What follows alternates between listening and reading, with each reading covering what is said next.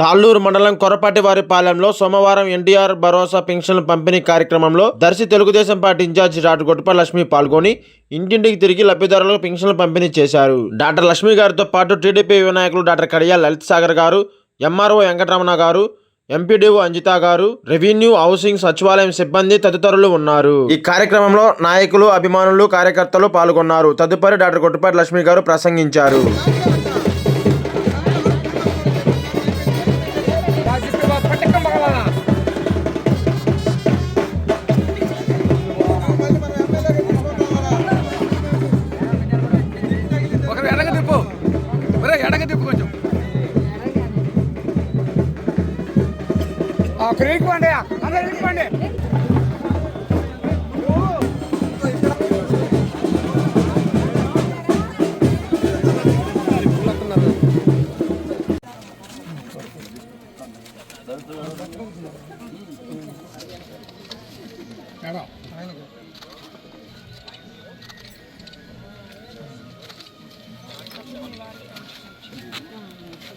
పూలను సుబ్బాయమ్మ కొరబాటు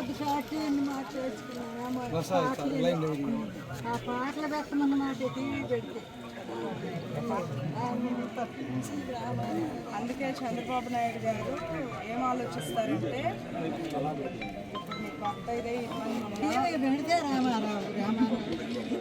ఎవరిచ్చింది చంద్రబాబు నాయుడు గారు ఏం ఆలోచిస్తారంటే ఇప్పుడు మీకు భర్త ఇదయ్యారు, ఇబ్బంది పడకూడదు, ఒకరి మీద ఆధారపడకూడదు, గౌరవంగా ఉండాలి అని ఆలోచన చేసి ఇట్లా స్పౌస్ పెన్షన్స్ ఇమీడియట్ గా రిలీజ్ చేయాలి. అర్థమైందమ్మా? ధైర్యంగా ఉండండి.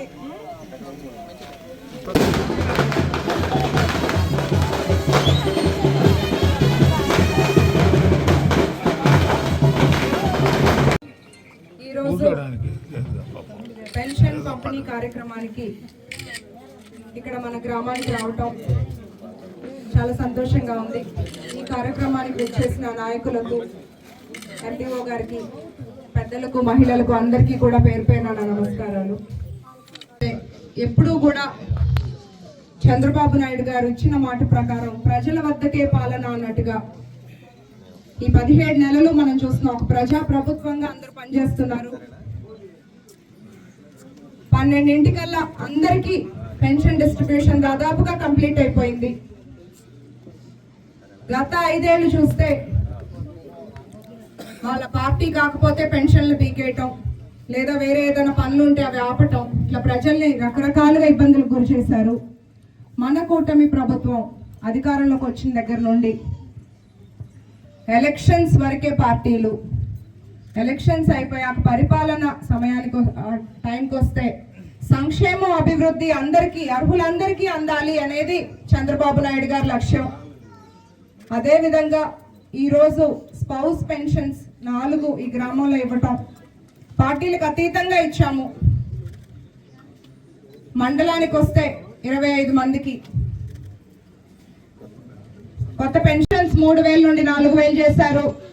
అన్నదాత సుఖీభవ, తల్లికి వందనం, మెగా డిఎస్సి, మహిళలకు ఉచిత గ్యాస్, ఉచిత బస్సు, 20 లక్షల ఉద్యోగ అవకాశాల కోసం ఎన్నో పరిశ్రమలు, పెట్టుబడులు తీసుకొస్తున్నారు. చంద్రబాబు నాయుడు గారు కానీ, డిప్యూటీ సీఎం పవన్ కళ్యాణ్ గారు కానీ, మన యువ నాయకులు నారా లోకేష్ అన్న గారు కానీ ఎప్పుడూ కూడా మన ఆంధ్ర రాష్ట్రాన్ని ముందుకు తీసుకెళ్లాలి, గత 5 ఏళ్ల విధ్వంసం నుంచి బయటికి తీసుకురావాలి, అన్ని వర్గాల ప్రజలకు అందుబాటులో ఉండాలి, అందరికీ గౌరవంగా మనం చూసుకోవాలి, అన్ని రంగాల్లో మన రాష్ట్రాన్ని అభివృద్ధి పదంగా తీసుకెళ్లాలని ఎంతో కష్టపడుతున్నారు. నేను స్వల్ప తేడాతో ఓడిపోయినా ప్రజలకు ఇచ్చిన మాట ప్రకారం ఓడినా గెలిచినా ఇక్కడే ఉంటానని ఎలా అయితే మాట ఇచ్చానో అదే విధంగా కష్టపడి పనిచేస్తున్నాను. మీ మధ్యలో తిరుగుతున్నాను. ఏ సమస్య ఉన్నా నాకు సాధ్యమైనంత వరకు అది పరిష్కరించడానికి కష్టపడుతున్నాను. ఏర్పాటు చేస్తున్నాము. మీకు ఏ ఇబ్బందులు ఉన్నా ఆ రోజు ప్రజా దర్బార్కి వచ్చి అన్ని డిపార్ట్మెంట్ సమస్యలు అక్కడ ఒకే వేదిక మీద అన్ని డిపార్ట్మెంట్స్ ఉంటారు, అక్కడే చూస్తాము. మీకు భూమికి సంబంధించి అయినా, కరెంట్ ఇబ్బందులున్నా, నీళ్ళ సమస్యలున్నా, పెన్షన్ రాకపోయినా, వేరే ఏదన్నా ఇబ్బందులున్నా అన్ని డిపార్ట్మెంట్స్ వాళ్ళు అక్కడ ఉంటారు. మీరు వచ్చి ఆ రోజు మమ్మల్ని కలవచ్చు. ఉన్నాయా డ్రైన్స్ రోడ్స్ అయిపోయి నెక్స్ట్ వచ్చి వెళ్ళి నా కాలనీకి డ్రైన్స్ వేపించే బాధ్యత నాది, ఇక్కడ మీ అందరి ముందు చెప్తున్నాను.